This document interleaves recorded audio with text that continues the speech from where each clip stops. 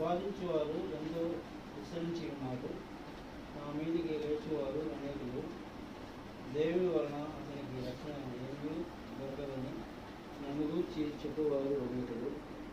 యెహోవా, నీవే నాకు కేడముగాను, నీవే నాకు అతిశయాస్పదముగాను, నా తల ఎత్తి వాడుగాను ఉన్నావు. తెలియెత్తి నేను యెహోవాకు మొరపెట్టినప్పుడు ఆయన తన పరిశుద్ధ పర్వతం నుండి నాకు ఉత్తరమించెను. యెహోవా నాకు ఆధారం కావున నేను పండుకొని నిద్రపోయి మేలుకొందును. 10,000 మంది దండ ఎత్తి నా మీదకి వచ్చి మోకరించినను నేను భయపడను. యెహోవా, లెమ్ము, నా దేవా, నన్ను రక్షించు. నా శత్రువులందరినీ దవడ ఎముకల మీద కొట్టువాడు నీవే. దుష్టులు కళ్ళు విరగొట్టేవాడు నీవే. రక్షణ యెహోవాది. నీ దేవుల మీదకి నీ ఆశీర్వాదం వచ్చిందా. పరిశుద్ధ దైవవంతులు యెషయానికి స్తోత్రం. పావింట్లో చదువున ఈ యొక్క చిన్న లేఖన భాగమును మీరు మాకు చూడించండి. యేసుక్రీస్తు దీవెనను ప్రార్థన చేస్తున్నాము. కూర్చోండి.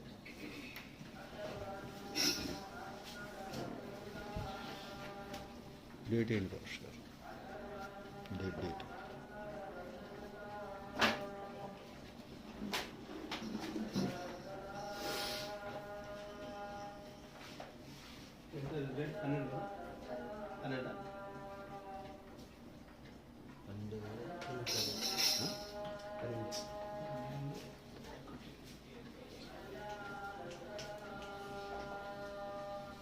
ప్రభువైన యేసుక్రీస్తు నామమునకు మహిమ, ఘనత, ప్రభావములు కలుగును గాక. ఆమేన్. హల్లెలూయా. ప్రభువైన యేసుక్రీస్తు నామమును మరోసారి మీ అందరికీ శుభములు, వందనములు తెలియజేస్తున్నాను. 3వ కీర్తన మనం చదువుకున్నాం. 3వ కీర్తన నా అంశమే, నా సబ్జెక్టు 3వ కీర్తన. 3వ కీర్తన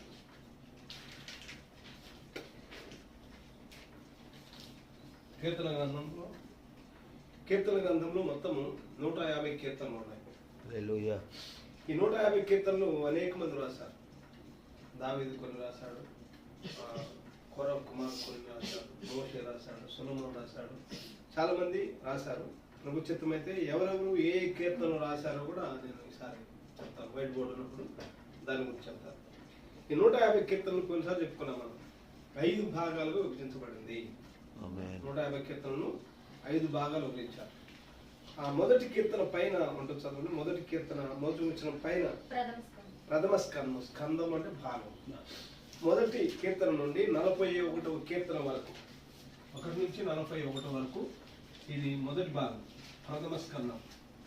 42వ కీర్తన పైన చదవండి, ద్వితీయ స్కందం. 42 నుండి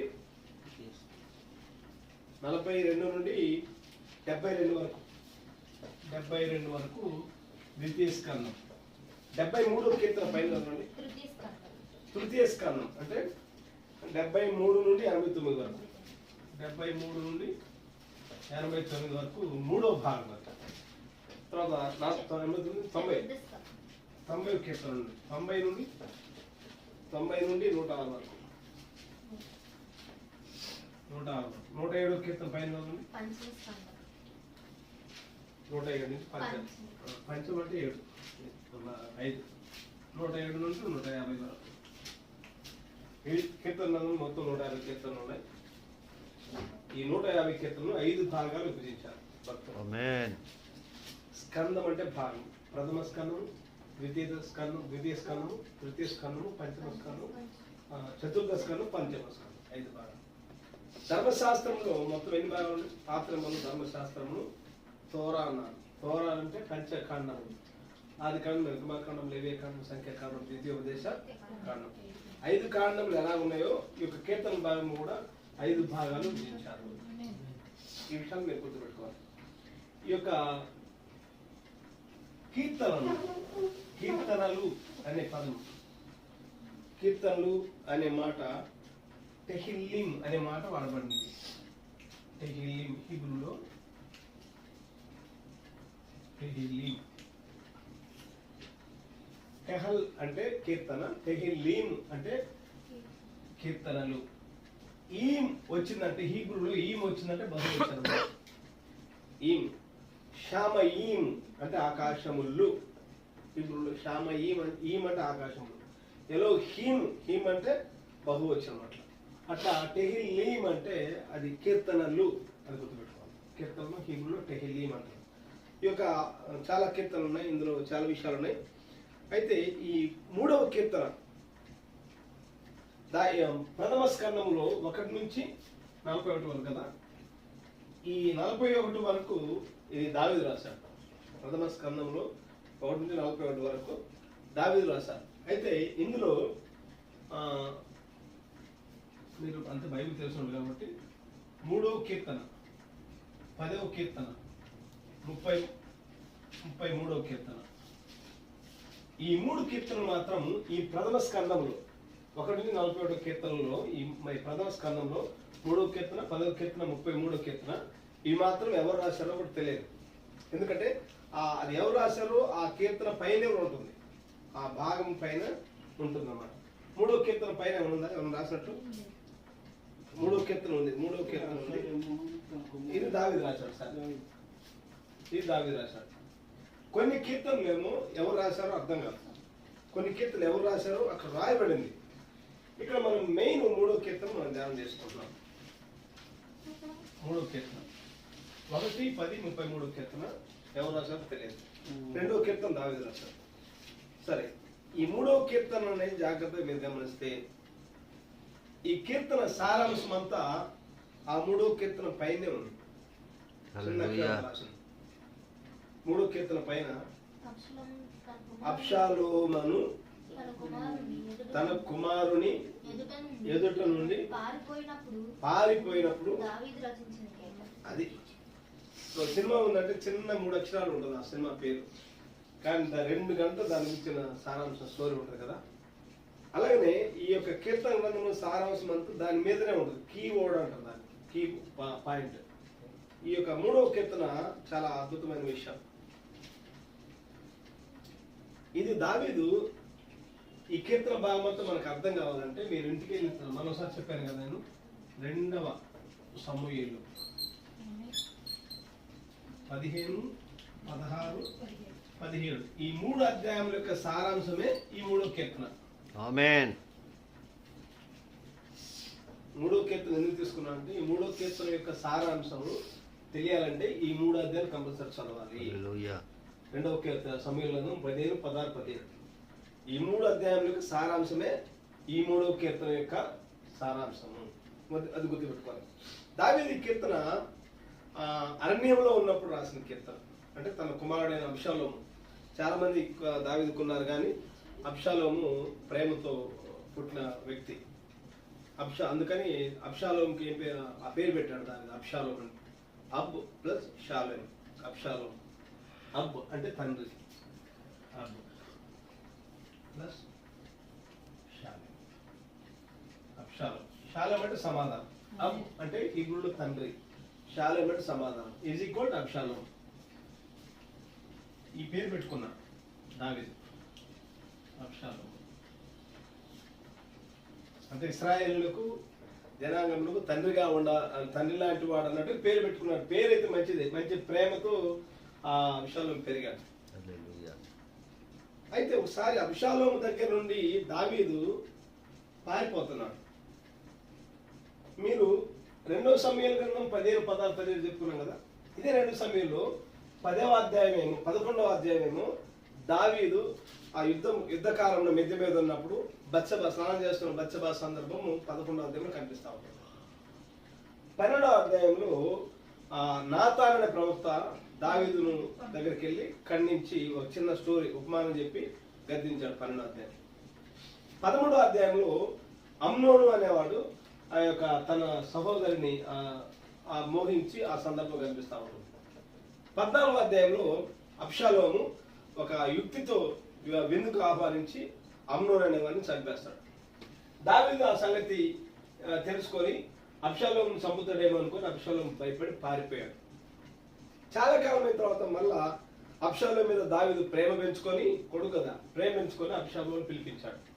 పిలిపించిన తర్వాత అబ్షాలోము వచ్చి దావీదు దగ్గర సాష్టాంగపడి సమాధాన పడ్డాడు. సమాధాన పడిన తర్వాత అబ్షాలోము యుక్తితో ఏం చేశాడంటే నాన్న నేను ఈ యొక్క యెరూషలేము నుండి పలానా ఆ ప్రాంతంలోకి ఇంకో ప్రాంతంకి వెళ్తాను, అక్కడ నేను బలి అర్పిస్తాను అన్నాడు. హెబ్రోను అనే ప్రాంతంకి వెళ్ళి అక్కడ దేవుని మొక్కుబడి చేసుకున్నాను, అక్కడ బలి అర్పిస్తాను చెప్పాడు. సరేనని దావీదు ఓకే చెప్పినప్పుడు ఈ యొక్క అబ్షాలోము హెబ్రోను ప్రాంతంలోకి వెళ్ళి కొంతమంది మూట కట్టుకొని సమకూర్చుకొని, అంటే వీడి మనసులో ఎప్పటి నుంచి నేను రాజుగా ఉండాలి అని ఉద్దేశం. కొంతమంది అలగాని జనాగాని వెంట పెట్టుకొని రాజుగా అతను పట్టాభిషేకం చేసి అబ్షాలోము రాజుగా ఉన్నాడని పెద్ద దండయాత్ర చేసి అది హైలైట్ చేశాడు. చదవండి ఆ సందర్భం. 15వ అధ్యాయం, 2వ రాజులలో 15వ అధ్యాయం 13 వచనం. 2 సమూయేలు 15వ అధ్యాయం 13-14 వచనం. ఇశ్రాయేలీలు అబ్షాలోము పక్షము వహించనని దావీదునకు వర్తమానము రాగా. అసలు దావీదు ఇశ్రాయేలు 12 గోత్రకర్తలకే రాజు. అప్పుడు ఉమ్మడి ప్రాంతంగా ఉంది, అప్పుడు ఇంకా విడిపోలేదు, గోత్రాలు విడిపోలేదు. విడిపోక ముందు 12 గోత్రాలకు రాజు. పుట్టబడిన సొంత కుమారుడు అబ్షాలోము హెబ్రోను వెళ్ళి హెబ్రోన్లో రాజుగా ప్రకటన చేసుకుని కొంతమంది జనాలను తన వైపు మళ్ళించుకున్నాడు. రాజుకు దావీదుకు ఆ వార్త అందింది. అబ్షాలోము ఏం చేశాడంటే ఇక 14వ వచనం. దావీదు యెరూషలేము నందున్న తన సేవకులందరినీ ఇలాగ ఆజ్ఞ ఇచ్చాను. అబ్షాలోము చేతిలో నుండి మనము తప్పించుకొని రక్షణ నొందలేము. మనము పారిపోదము రండి. అతడు హఠాత్తుగా వచ్చి దావీదు ఇక్కడ భయపడ్డాడు. సొంత కుమారుడు అబ్షాలోము వచ్చి మన మీద దాడి చేస్తాడు, మనం చంపేస్తారు. కానీ దావీదు ఏం చేశాడంటే 30వ వచనం. అయితే దావీదు ఒలీవ చెట్ల కొండ ఎక్కుచు ఏడ్చుచు తల కప్పుకొని పాదరక్షలు లేకుండా కాలినడకను వెళ్ళాను. ఆ సందర్భంలో అదే దావీదు తన కుమారుడైన అబ్షాలోము కోసం భయపడి అరణ్యంలో పారిపోయాడు. దావీదు చెప్పులు లేకుండా ఆ ఒలీవ కొండ చెట్టు ఎక్కి ఆ కొండ ఎక్కి పారిపోయాడు. యెరూషలేము ఒలీవ కొండ దాటగానే కిద్రోను వాగు అని ఉంటుంది. కిద్రోను వాగు దాటి ఆ మహానయం అనే ప్రాంతం అడవిలోకి వెళ్ళిపోయాడు. దావీదు ఒక్కడే కాదు, దావీదు కుటుంబం తీసుకెళ్లాడు, తనతో పాటు చిన్న సైన్యాన్ని తీసుకెళ్లాడు. రాత్రి పారిపోయాడు అబ్షాలోముకు భయపడి. ఆ సమయంలో అరణ్యంలో ఉన్నప్పుడు దావీదు రాసిన కీర్తన ఇది, 3వ కీర్తన. వేద భరితంగా ఉన్నప్పుడు గుండె పగిలి తన అనుభవ పుటల్లో నుండి రాసిన కీర్తన 3వ కీర్తన. పాటలు ఏదో ఏసీలో ఉండి ఆ ఏసీలో ఉండి పెన్ను తీసుకొని నేను కవిని కదా అని 4 ముక్కలు రాసేది కదా పాట. కవులు సహజంగా పాటలు రాసేటప్పుడు వాళ్ళకు ఉంటాయి, యతి ప్రాసనమై ఉంటాయి. అంటే ప్రారంభంలో ఏం పలకాలి, చివర ఏం రావాలి అనేది కవిత్వం వల్లించి రాస్తా ఉంటారు. కానీ ఇక్కడ దావీదు అనుభవ పట్టులో ఉండి రాశాడు. ఒక పాట రావాలంటే అనుభవ పట్టులో ఉండి, అది తాను పొందిన అనుభవంలో ఉండి వస్తాడు. మీరు కోయిలను గమనించట్టు, పాట పాడదు కదా అద్భుతంగా, దాని స్వరం చాలా అద్భుతంగా ఉందంట. అది పాట పాడేటప్పుడట ఒక ముండ్ల కంచె దగ్గరికి వెళ్ళి ముండ్ల కంచెని కొట్టుకుంటుంది. అది బాగా కొట్టుకొని ఆ రక్తాలు కారుతూ ఉంటుంది. రక్తాలు కారుతూ ఉన్నప్పుడు అప్పుడు దానిలో ఉండే మొదలైన పాట వస్తా ఉంటుంది. అలాగే ఈ యొక్క కీర్తన రావాలంటే ఎన్నో శోధనలో నుండి ఆ వ్యక్తి వచ్చినప్పుడు అందులోని పాట అద్భుతంగా వస్తుంది. ఇప్పుడు మీ పాడారు కదా యేసు నీ కృప అని చెప్పగలను. దాదాపు 30 సంవత్సరాల క్రితం నేను అడవిలో ఒంటరిగా బైబిల్ తీసుకొని ఇంకో ప్రాంతంలో అడవిలో దాటుకొని ఇంకో ప్రాంతంలో సువార్తకి వెళ్తున్నప్పుడు, అప్పుడు నా పెళ్లి కూడా కాదు, చిన్న వయసులో ఉంటాను. అప్పుడు నేను ఏడ్చుకుంటూ రాసిన పాట అది ఇప్పటికీ చాలా సంఘాలు పడతా ఉంటాను. అంటే ఎందుకు ఈ వయసులో ఉన్నాను, ఈ విషయాన్ని ఎందుకున్నామని ఆ పాట రాశాను. అట్లా 3వ కీర్తన దావీదు అనుభవంతో రాసిన కీర్తన. అయితే ఈ కీర్తనలు ఆ టైంలో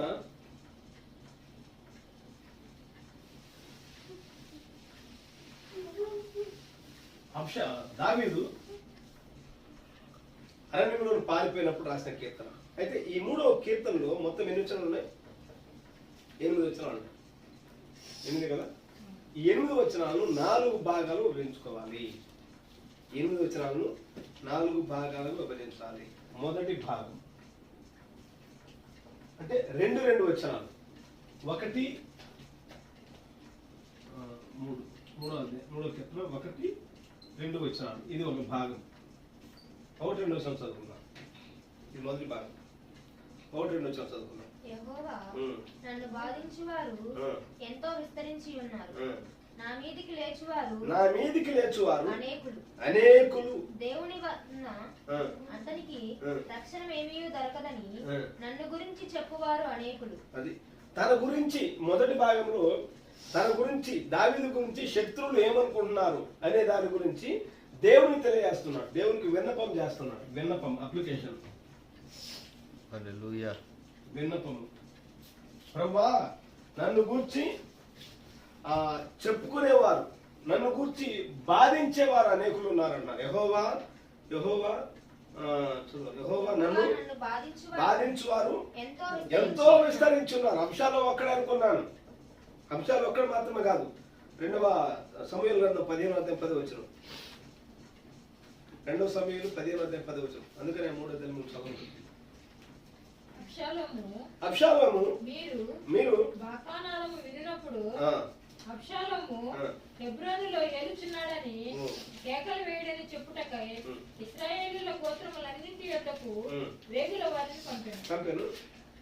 విందునకు పిలువబడి ఉండి 200 మంది యెరూషలేము నుండి అబ్షాలోముతో కూడా బయలుదేరి ఉండేది. అది ఎంతో విస్తరించున్నారు. ప్రభువా నన్ను బాధించువారు ఎంతో మంది విస్తరించున్నారంటే అబ్షాలోముతో పాటు దాదాపు 200 మంది అబ్షాలోము పార్టీలో చేరారు.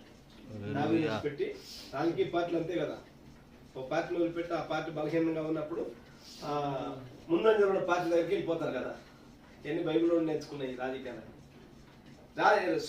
అబ్షాలోము ఒక ముందంజలో ఉన్నప్పుడు 200 మంది అబ్షాలోము పక్షాన్ని చేరారు.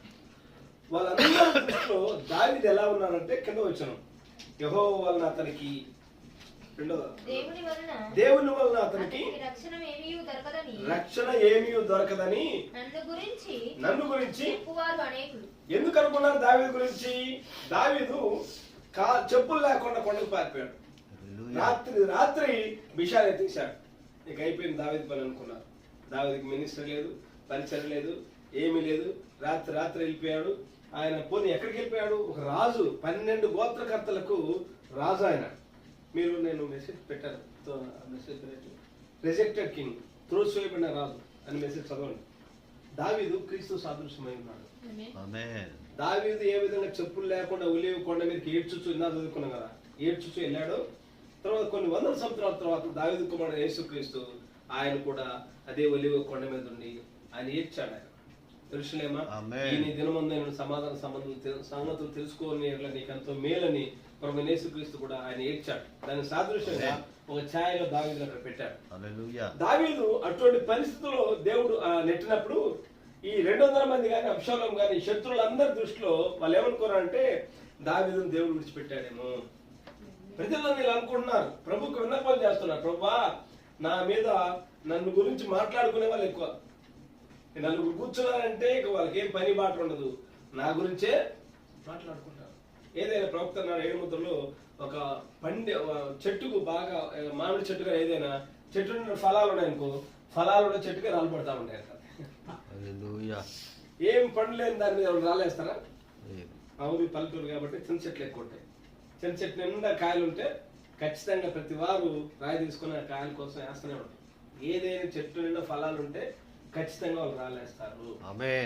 దావీదు అంత వాగ్దాన ఫల సంబంధి కాబట్టి దావీదు గురించి, నా గురించి మాట్లాడేవారు ప్రభువా నన్ను బాధించు వారు ఎంతో విస్తరించున్నారు, అతనికి రక్షణ ఏమీ దొరకదని నన్ను గురించి చెప్పువారు అనేకులు. అది ఏం లేదు, ఆయన పని అయిపోయింది, దేవుడు వదిలిపెట్టాడు, ఆయన పని అయిపోయింది, దేవుడు వదిలిపెట్టాడు అనే మాటలు ఎక్కువ పడతా ఉన్నాయి ప్రభువా అని దావీదు ఈ మొదటి భాగంలో విన్నపం చేసుకుంటున్నాడు దేవునికి. విన్నపం చేసుకున్న తర్వాత 2వ భాగంలో సమాధానం వచ్చింది. 2వ భాగం 2వ భాగం 3-4 వచనాలు చదువుతున్నాం. 3-4 వచనాలు. నీవే నాకు కేడముగాను నీవే నాకు అతిశయాస్పదముగాను నా తల ఎత్తు వాడవుగాను ఉన్నావు. రెండో భాగం ఏంటంటే పరిష్కారం. ఈ పరిష్కారం కోసం దొరుకుతున్నదని ప్రభుని అడిగాడు. ప్రభా, నీవే నాకు నా తల ఎత్తు వాడవు. ఆమేన్. చదవండి, 3వ వచనం చదువు. యెహోవా, నీవే నాకు కేడముగా. నీవే నాకు ఒకటి, ఎలా ఉన్నాడు దేవుడు దావీదుకు? కేడముగా ఉన్నాడు అన్నాడు. కేడం అంటే కేడము చాలాసార్లు విన్నారు కదా, బైబిల్ చాలాసార్లు నీవు నా కేడం ప్రభా, నీవు నా కేడం అనే పాటలు వింటా ఉంటాం. కేడం అంటే సైన్యంలో యుద్ధంలో సైనికులు ఒక ప్రక్క ఈ చేతితో డాల్ లాగా ఉంటుంది అన్నమాట, ఒక ప్రక్క ఖడ్గం ఉంటుంది, చేతితో డాల్. అదేంటంటే ముఖాన్ని కాపాడుతా ఉంటారు, అది సైనికులు చేసేది. కానీ కవచం. కానీ కేడం అంటే ఏంటంటే తల నుండి పాదముల వరకు మొత్తం కప్పుతా ఉంటుంది అది.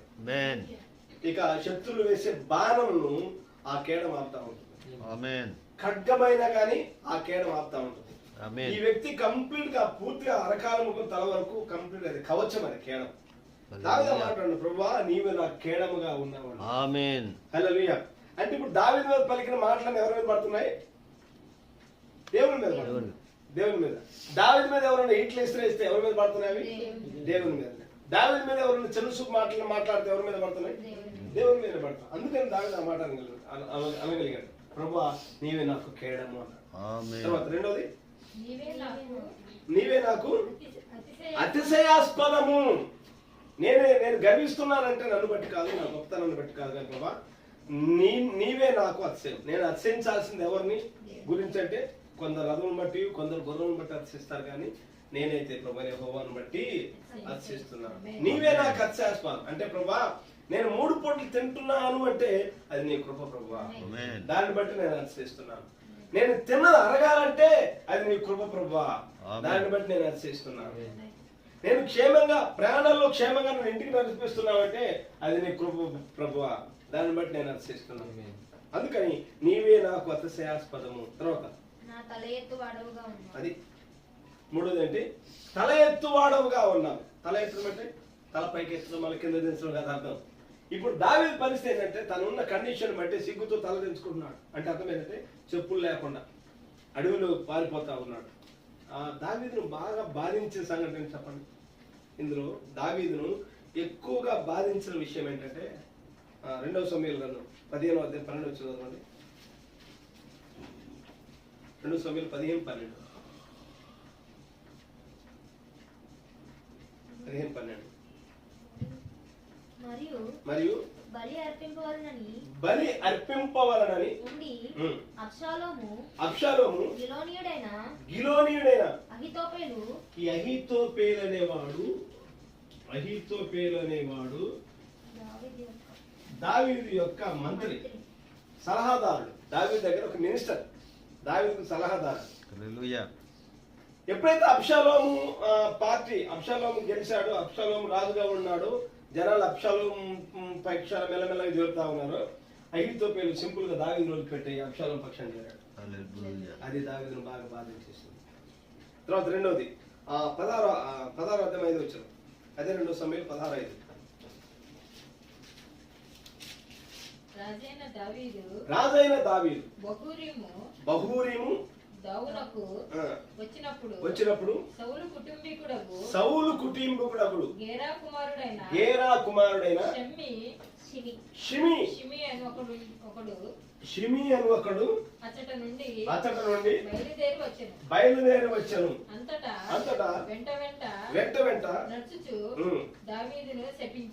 దావీదును శపించుచు జనులందరూ బలాఢ్యులందరూ దావీదు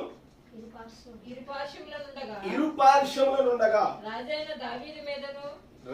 దావీదు మీదను అతని సేవకులందరి మీదను రాళ్ళు రూచు వచ్చెను. ఏమన్నాడు పైగా? ఈ షిమి దావీదు అంటున్నాడు, నరహంతకుడా, దుర్మార్గుడా, చీపో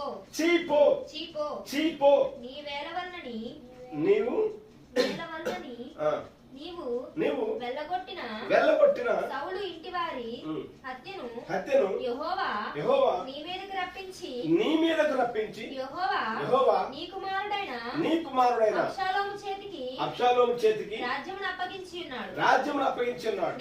నీవు నరహంతకుడు గనుకనే నీ మోసములో నీవు చిక్కబడి ఉన్నావు చెప్పి రాజును శపింపగా సెరూయా కుమారుడైన అబ్షై అలా ఈ షిమి అనేవాడు దావీదు శపిస్తా ఉన్నాడు. షిమి ఎవరు? ఆఫ్టర్ దావీదు 12 గోత్రాలకు రాజు.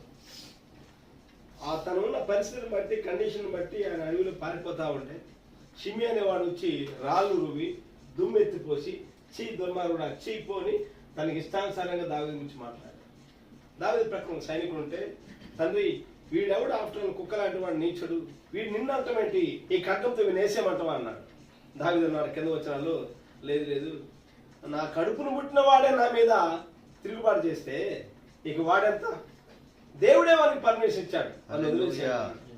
ఈ 2 విషయాలు దావీదును బహుగా బాధించినాయి, పిండి వేసినాయి. దావీదు మనసును బాగా పిండి వేసి అటువంటి స్థితిలో ఉన్నప్పుడు దావీదు వాస్తవానికి తలదించుకున్న స్థితే కదా. వ్యక్తి నేరం చేసినప్పుడు తలదించుకోవడమే కదా. అంటే దావీదు నేరం చేసినాడని కాదు, అటువంటి స్థితిలో దావీదు ఉన్నతమైన రాజు స్థానంలో నుండి అరణ్యంలో పారిపోతా ఉన్నాడు. ఇప్పుడు దావీదు ప్రభు దగ్గరకు వచ్చి పరిష్కారం నాకు చూపించు ప్రభు అని ఏమన్నా అంటే నా తల ఎత్తు వాడవు నీవే అంటున్నాడు. హల్లెలూయా. అంటే అర్థమైంది, మరలా ప్రభు నన్ను ప్రారంభ స్థితిలోనికి నువ్వు తీసుకొస్తావు అని అర్థం. హల్లెలూయా. చదవాలి. తర్వాత ఇప్పుడు ఇక్కడ 2వ కీర్తన 2వ వచనంలో 3వ కీర్తన 2వ వచనం చదవండి.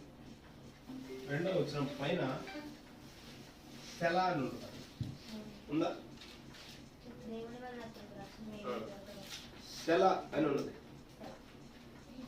ఈ సెలా అనే మాట హీబ్రూ మాట. అది సెలా అనే మాట కీర్తనలో దాదాపు 91 సార్లు ఉంటుంది. సెలా అనే పదం కీర్తనలు అక్కడక్కడ మీరు స్టడీ చేస్తే, ధ్యానం చేస్తే 91 సార్లు ఉంటుంది సెలా అనే మాట. 71 సార్లు ఉంటుంది. 71 సార్లు ఉంటుంది సెలా అనే పదం. సెలా అంటే అర్థం ఏంటంటే ప్రవక్త అన్నాడు ఆమెన్ అని అర్థం. ఇంకో మాట చెప్పాలంటే ఇంకా అనేక మంది దాని గురించి ఏమి నిర్వచనాలు చెప్తారంటే సెలా అనే మాటకు ఇప్పుడు వాద్యాలు వచ్చేటప్పుడు మధ్యలో ఆపుతారు, పాస్ అంటారు. దాన్ని ఆపి మళ్ళీ దాన్ని కంటిన్యూషన్ చేస్తా ఉంటారు. అలాగే కీర్తన కాబట్టి అక్కడ కొంచెం ఆగి మళ్ళీ దాన్ని మళ్ళీ కీర్తన పాడుతూ ఉంటారు. అందుకని మధ్యలో సెలా అనే మాట ఉపయోగిస్తూ ఉంటారు. సరే, ఇప్పుడు చదవండి 3వ భాగం 3-4 వచనాలు. 3వ భాగం 5-6 వచనాలు. యెహోవా నాకు ఆధారము కావున నేను పండుకొని నిద్రపోయి మేల్కొన్నాను. ఇప్పుడు దేవుడే నా ఆధారం అన్నాడు. ఆధారం దేవుడే నా ఆధారం. ఇక్కడ ఈ మాట గమనించాలి. ప్రభా నీవే నాకు ఆధారము, ఇప్పుడు నేను పండుకొని నిద్రపోయి అది నేను పండుకొని నిద్రపోయి మేలుకొందని అన్నాడు. సహజంగా మనమైతే మనం పండుకుంటాగా నిద్ర పట్టదు మనకు. అది ఎన్ని రాత్రి మగులు మనకు నిద్ర లేని సంఘటనలు మనం దుప్పడానికి తెలుస్తాము. పడుకుండగా నిద్ర పట్టదు, అడుదులుతా ఉంటాం, ఇడుదులుతా ఉంటాం, అర్థం కాని పరిస్థితి. అవునా పాపం? పడుకుంటారు ఎక్కువ మంది లోకము, కానీ నిద్ర పట్టదు. డాక్టర్ దగ్గరికి వెళ్తారు, నిద్ర పట్టలేదు డాక్టర్ గారు నాకంటే ఏం చేస్తారు పాపం? స్లీపింగ్ టాబ్లెట్, నిద్ర మాత్రలు ఇస్తాడు. ఒక మోతాదుకి మించి ఎక్కువ తాగితే, ఎక్కువ తీసుకుంటే పూర్తిగా శాస్త్ర నిద్రలోకి వెళ్తారు. నిద్ర పట్టని రాత్రులు ఎన్నో ఉంటాయి. చాలా మందికి ప్రతి ఒక్కరు అనుభవం మనం పడుకుంటాం కానీ మన నిద్ర పట్టదు. కానీ దావీదు ఏమన్నా అంటే అటువంటి స్థితిలో ఉండి కూడా, ఆ అరణ్యంలో ఉండి కూడా తను అటువంటి స్థితిలో ఏడుస్తూ ఉండి కూడా ఏమన్నా అంటే ప్రభువా నేను పండుకునేదను, నిద్రపోయేదను, మళ్ళీ తిరిగి మేలుకుందును అన్నాడు. ఎంత ధైర్యంతో మాట చెప్తున్నాడు దావీదు. ఎందుకంటే యెహోవా నీవు నాకు ఆధారం కాబట్టి. ఆమేన్. బైబిల్ సందర్భం మీకు గుర్తు చేస్తాను. ఇంటికెళ్ళిన తర్వాత చదువుతుంది. ఆదికాండం 20వ అధ్యాయంలో అబ్రహాం గెరారు ప్రాంతంకి వెళ్ళాడు తన భార్యను శారా తీసుకొని. 18వ అధ్యాయంలో ఎలోహిం అబ్రహాం దర్శించాడు. వాళ్ళ శరీరాలు మార్పు జరిగాయి, వాళ్ళు యవనస్తులుగా ఉన్నారు కాబట్టి ఆ మమ్రే దగ్గర నుండి గెరాకు దాదాపు 100 కిలోమీటర్లు అక్కడికి వెళ్ళారు. వారు యవనస్తులుగా ఉన్నారు. అక్కడ ఆ దేశపు రాజు అబీమెలెకు అబ్రహాం భార్యను చూసి ఈమె నీకేమవుతుంది అన్నాడు. అబ్రహాం భయపడి చంపుతారేమని నాకు చెల్లెలని చెప్పాడు. అప్పుడు ఆ రాజు ఏం చేశాడంటే ఆ షారా అప్పుడు యవనస్తురాలుగా ఉన్నాము 18వ అధ్యాయంలో దేవుడు శరీరాలు మార్పు చేసినప్పుడు 90 సంవత్సరాలు రుద్రాలమ్మ. హల్లెలూయా. కానీ శరీరం మార్పు జరిగింది కాబట్టి అక్కడ యవనస్తురాలుగా ఉన్నది. ఆమేన్. ఒకవేళ ఆమె రుద్రాలుగా ఉంటే వీడేం చేసుకుంటాడు, పెళ్లి చేసుకుంటాడు. ఆ యవనస్తురాలుగా మార్చబడింది కాబట్టి ఆమె గురించి అడిగాడు, ఎంక్వైరీ చేశాడు. నా చెల్లి అని చెప్పినప్పుడు వెంటనే రాజు వివాహం చేసుకోవడానికి ఆమెను తన గదిలో పిలిపించాడు, అంటే తన ప్యాలెస్ లోనికి పిలిపించాడు. ఇప్పుడు అబ్రహాం ఏం చేయాలి న్యాయంగా? ఎవరైనా తన భార్య ప్యాలెస్ లోనికి వెళ్ళిపోతే అసలు నిద్ర పట్టకూడదు. కానీ అబ్రహాం ప్రశాంతంగా పడుకున్నాడు. ఆమేన్. ఎందుకు అంటే అబ్రహాంకు దేవుని గురించి తెలుసు, పిలిచినవాడు దేవుడు. ఆమేన్. నాకు ఒక రూట్ మ్యాప్ ఇచ్చి పంపిలు ఆయన. అబ్రహమా ఇక్కడ నుంచి బస్సు ఎక్కువ, ఇక్కడికి వెళ్ళు, ఇక్కడ అక్కడ స్టే చేయి, ఇక్కడ పడుకో, ఇక్కడ నుంచి మళ్ళీ ఇంకో చోటుకి వెళ్ళని దేవుడు చెప్పలా. నేను నీకు చూపించే దేశంలోకి వెళ్ళు అన్నాడు. దేవుడు అంటే ఆదిలో అంతం చూడగలిగిన వాడు. మనమేమో పరిస్థితులను బట్టి భయపడతా ఉంటాం, టెన్షన్ పడతా ఉంటాం. అరే ఇక్కడ జరిగింది అని ఏడ్చుకుంటూ ఆ సంఘటన దగ్గర ఏడ్చుకుంటూ ఉంటాం. కానీ ఆ సంఘటన దేవునికి అది ప్రాబ్లం కాదు, ఎందుకంటే ఆయన ముందుగా తెలుసు అక్కడ ఆ టైంలో ఆ సంఘటన జరుగుద్దని ఆయన తెలుసు అని. హల్లెలూయా. మనము మానవ మాత్రులు కాబట్టి ఈ పరిస్థితి, ఒక ఇంట్లో ఏదైనా మరణ వార్త జరిగింది, ఇంకేదైనా సమస్య జరిగింది, ఈ సంఘటన జరిగిందని మనం ఏడ్చుకుంటూ అక్కడే నిలబడతా ఉన్నాం. కానీ దేవుడు అనంతుడు, దేవుడు ఆదిలోని అర్థం చూడగలిగారు కాబట్టి అన్ని పరిస్థితులు తెలుసు. ఆయన పెద్ద టెన్షన్ పడాల్సిన పని లేదు. కాబట్టి అబ్రాహాము ఆయన మీద ఆధారపడ్డాడు కాబట్టి పిలిచింది నీవు ప్రభువా. ఈ పరిస్థితి ఎందుకు జరిగిందో నాకైతే తెలియదు. నా షారాను ఆ రాజు ప్యాలెస్లోకి వెళ్ళిపోయాడు, మొత్తం నువ్వు చూసుకోవాలి అని ప్రశాంతంగా అబ్రహాం పడుకున్నాడు. హల్లెలూయా. ఇప్పుడు ఎవరు నిద్ర పట్టలేదు? పిలిచిన ఆయన నిద్ర పట్టకూడదు. పిలిచింది ఎవరు? దేవుడు. బాధ్యత ఎవరు తీసుకోవాలి? మరి దేవుడే తీసుకోవాలి. ఇప్పుడు అబ్రహాం ప్రశాంతంగా పడుకున్నాడు, దేవుడు నిద్ర పట్టలేదు. అందుకని దేవుడు ఏం చేశాడంటే అబ్రహాం అయితే ప్రశాంతం పడుకున్నాడు, కానీ దేవుడు అబీమెలెకు దగ్గరికి వచ్చాడు. అరే అబీమెలెకు, నీ ఇంట్లోకి నీ ప్యాలెస్ లో పిలిచిన ఆమె ఎవరో కాదు, కానీ ఆమె ప్రవక్త భార్య. హల్లెలూయా. మర్యాదగా నువ్వు ఆమె నీ చెయ్యి టచ్ చేయకుండా ఆయన భార్య నాకు అప్పగించని దేవుడు వార్నింగ్ ఇచ్చాడు. ఈ అబీమెలెకు భయపడ్డాడు. ఉదయకాల సమయంలో అబ్రహాం పిలిపించాడు. ఎందుకు అబ్రహాం ఇట్లా చేశావు నువ్వు అంటే, అయ్యా ఇక్కడ ఈ ప్రాంత ప్రజలు దుష్టులు దుర్మార్గులు నాకు తెలుసు అని చెప్పాడు. సరే ఆ షారాను అప్పగించాడు. దేవుడు అబీమెలెకు ఏమనంటే, నువ్వు క్షేమంగా ఉండాలంటే అదే ప్రవక్త అబ్రహాంతో ప్రార్థన చేయించుకున్నాడు. నీ సంపద కానీ, నీ కుటుంబం కానీ, నీ అడ్మినిస్ట్రేషన్ కానీ, నీ పరిపాలన కానీ మళ్ళీ క్షేమంగా ఉండాలంటే అదే అబ్రహాంతో ప్రార్థన చేయించుకున్నాడు. అబ్రహాం వచ్చి ప్రార్థన చేస్తేనే అబీమెలెకు మళ్ళీ ప్రశాంతంగా ఉన్నాడు. ప్రభువా ఎప్పుడు దావీదు ఆ మాట అనగలిగాడు? నేను పడుకున్నదును, నిద్రపోయేదను, లేచి మేల్కొని ఎప్పుడు ఆయన ఆధారం అయినప్పుడు. నీవు నాకు ఆధారం ప్రభువా అని అన్నాడు. ఆ తర్వాత చదవాలి 3వ కీర్తన దగ్గర.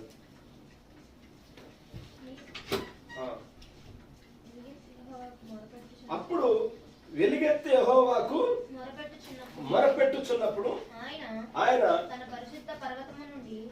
తన పరిశుద్ధ 10,000 మంది దండెత్తినను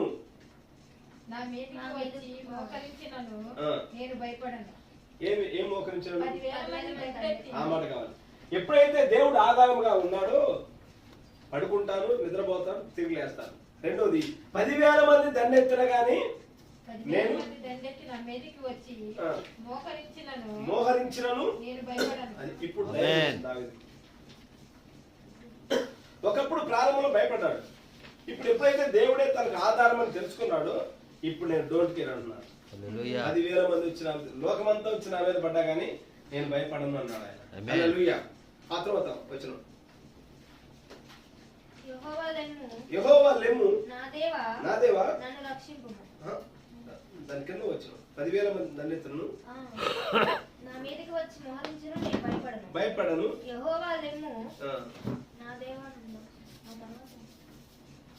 ఓకే. పరిశుద్ధ పర్వతం మీద నా ప్రార్థన 4వ వచనం. ఎలుగెత్తి నేను యెహోవాకు మొరపెట్టినప్పుడు వెలుగెత్తి నేను యెహోవాకు మొరపెట్టినప్పుడు ఆయన తన పరిశుద్ధ పర్వతము నుండి నాకు ఉత్తరం ఇచ్చాడు. 4వ వచనం అంటే రెండో భాగం కదా, రెండో భాగం. 4వ వచనం రెండో పార్ట్. దేవుడు నేను మొరపెట్టినప్పుడు, ఎలుగెత్తే ప్రభువుకు మొరపెట్టినప్పుడు ఎక్కడ నుండి ఉత్తరం ఇచ్చాడు? ఎక్కడ నుండి దేవుడు ఉత్తరం ఇచ్చాడు? పరిశుద్ధ పర్వతం మీద నుండి ఉత్తరం ఇచ్చాడు. పరిశుద్ధ పర్వతం ఎక్కడ ఉంది బైబిల్లో? బైబిల్ మన దేశంలో పర్వతాల పేరు చెప్పండి. సేనాయ పర్వతం, మోరియా పర్వతం, రూపాంత పర్వతం, ఒలీవుల పర్వతం, కొన్ని పర్వతాలు ఉన్నాయి కదా. అసలు ఈ పరిశుద్ధ పర్వతం అనేది భూమి మీద ఇప్పుడు ఎక్కడ ఉందా? 15వ కీర్తన చదవండి. 15వ కీర్తన.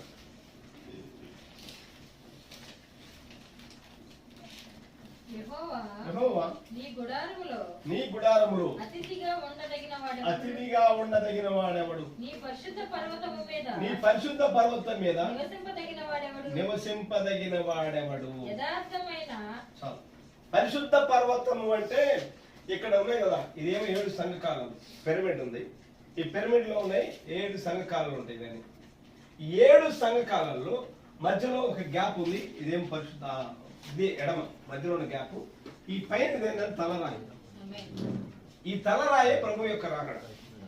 ఈ తలరాయి ఎవరంటే క్రీస్తు. ఇదే సీల్స్, ముద్రలు అంటే క్రీస్తు. మరొక మాట, ఈ క్రీస్తు తలరాయిని కలిపేది ఎవరంటే ఎడమ 7 సంఘాలకు 7 ముద్రల మధ్యలో ఎడమ ఉంది కదా. ఎడమ అంటే పరిశుద్ధాత్మ క్రీస్తును, ఇదేమో సంఘం. ఈ సంఘమును కలిపేదే పరిశుద్ధాత్మ. కాబట్టి ఈ క్రీస్తు ఎవరంటే పరిశుద్ధ పర్వతమై ఉన్నాడు. ఈ సందర్భాన్ని చూసి దావీదు ఒక పరిశుద్ధ పర్వతంగా చూశాడు దీన్ని ప్రవచన దృష్టిలో. హల్లెలూయా. దావీదు భవిష్యత్తులో ప్రవచన దృష్టిలో ఈ రాబో కాలంలో 2000 సంవత్సరాలు 7 సంఘాలు ఉంటాయి. 7 సంఘాలలో పైన ఒక తలరాయిని దిగొస్తా ఉంటుంది. ఆ తలరాయిని పరిశుద్ధ పర్వతంగా దావీదు చూడగలిగాడు. హల్లెలూయా. కాబట్టి యెహోవా నేను ఎలుగెత్తి ప్రార్థన చేసినప్పుడు నీ పరిశుద్ధ పర్వతం మీద నుండి నాకు ఉత్తరం ఇచ్చున్నావు. పరిశుద్ధ పర్వతం అంటే క్రీస్తు అని అర్థం. స్వయంగా క్రీస్తు దగ్గర నుండే నాకు ఉత్తరం వస్తుంది ప్రభువా అని అన్నాడు. మంచిది. ఈ 3వ భాగంలో 5 నుంచి 6 వరకు ఇందాకేం చదువుకున్నాం? 5-4 వరకు. 5 యెహోవా నాకు ఆధారము కావున నేను పండుకొని నిద్రపోయి మేల్కొందును. 10,000 మంది దండెత్తులను నా మీదకు వచ్చి మోహరించినను నేను భయపడను. 4వ భాగం 3వ కీర్తన 7-8 వచనాలు. 8 వచనాలే ఉన్నాయి. 4వ భాగం. ఈ 3వ కీర్తనలో 4 భాగాలుగా మనం నేర్చుకుంటున్నాం. ప్రతి 2 వచనాలకు ఒక సందర్భం ఉంటుంది, ఒక పాత్ర అన్నమాట. 4వ భాగంలో 7-8 వచనాలు చదువుకున్నాం. 7-8 వచనాలు. యెహోవా లెమ్ము నా దేవా నన్ను రక్షింపుము. ఇక 4వ భాగం ఏంటంటే భవిష్యత్తులో భవిష్యత్తు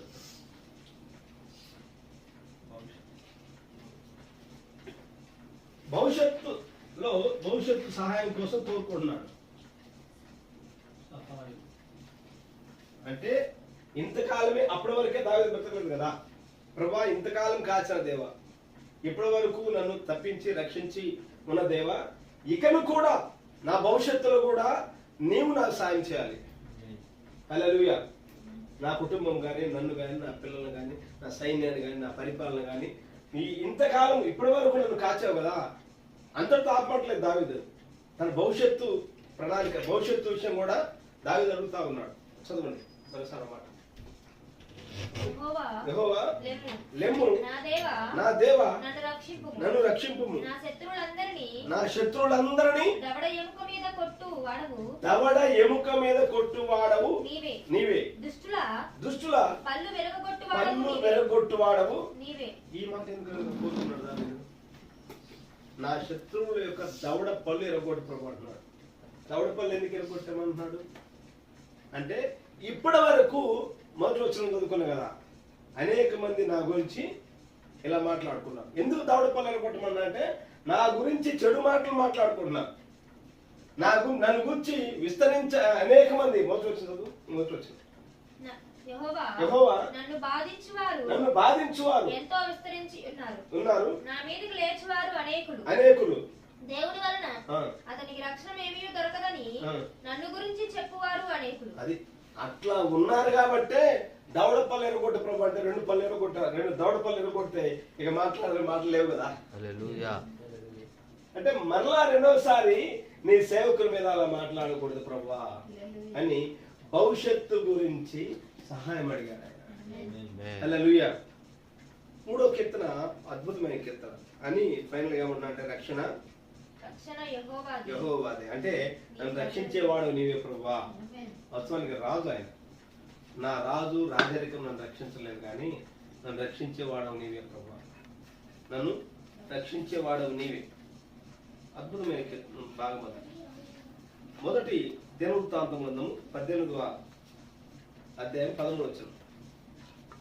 మొదటి దినవృత్తాంతము 18వ అధ్యాయం 13వ వచనం.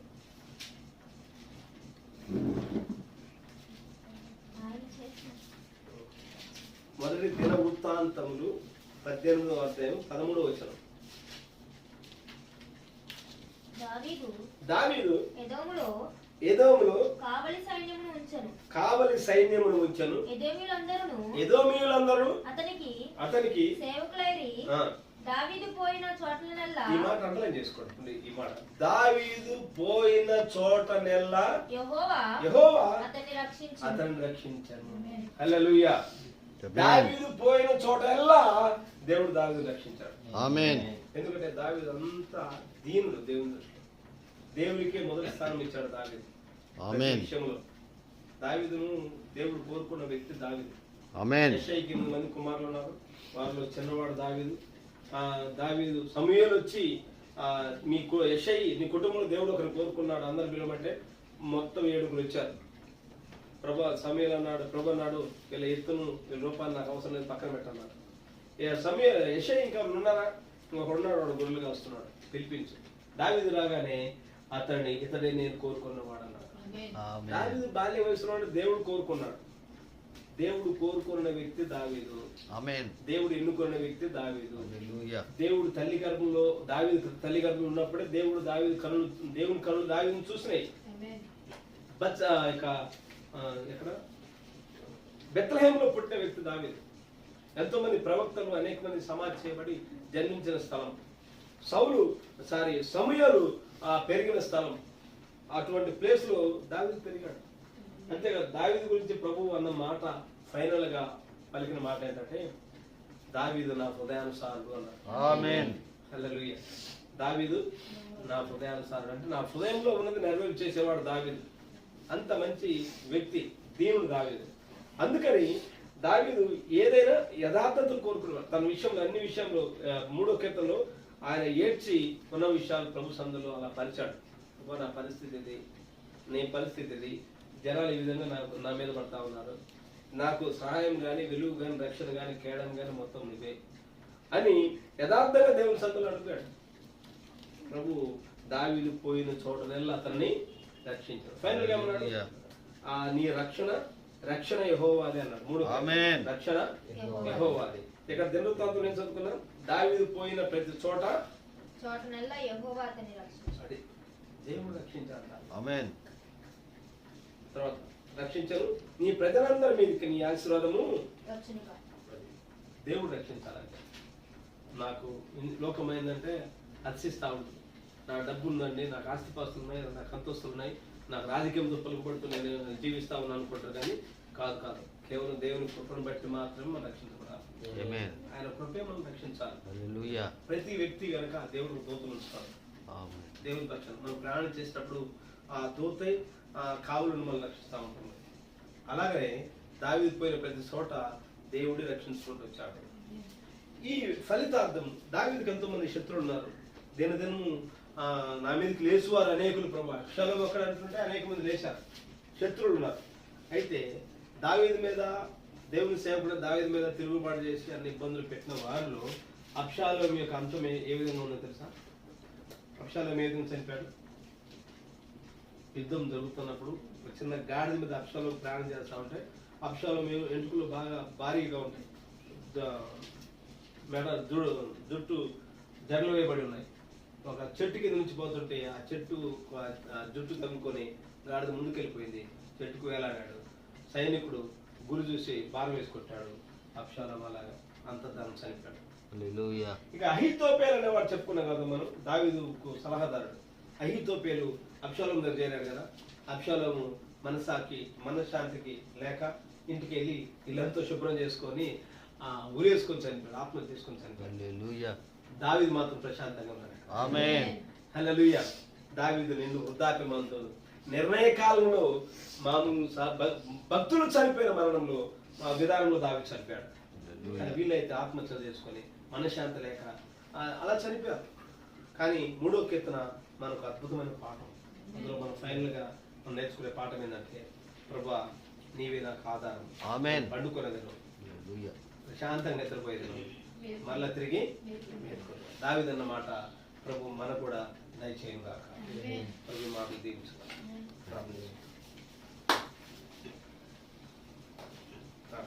అది యెషయానికి స్తోత్రం. 3వ కీర్తనలో మీరు మాతో మాట్లాడిన ప్రతి మాటకే మీకు స్తోత్రం చెల్లిస్తున్నాను. మరోసారి అంతరంగి బోధకుడుగా ఉండి ఈ చిన్న బిడ్డలందరితో మీరు మాట్లాడండి. ఆయన నెమ్మదిని అనిపించండి, తృప్తిని అనుగ్రహించండి. ఈ వాక్యం ద్వారా ప్రభా నెమ్మది పొందుకునే ప్రభు దయచేయం ప్రార్థించు. సమస్త మహిమలతో ప్రభావం మీరు పొందండి. యేసుక్రీస్తుని దివ్యనామమున అడిగి వేడుచు ప్రార్థన చేస్తున్నాము. ఆమేన్. గట్టిగా చెప్పండి. ఆమేన్.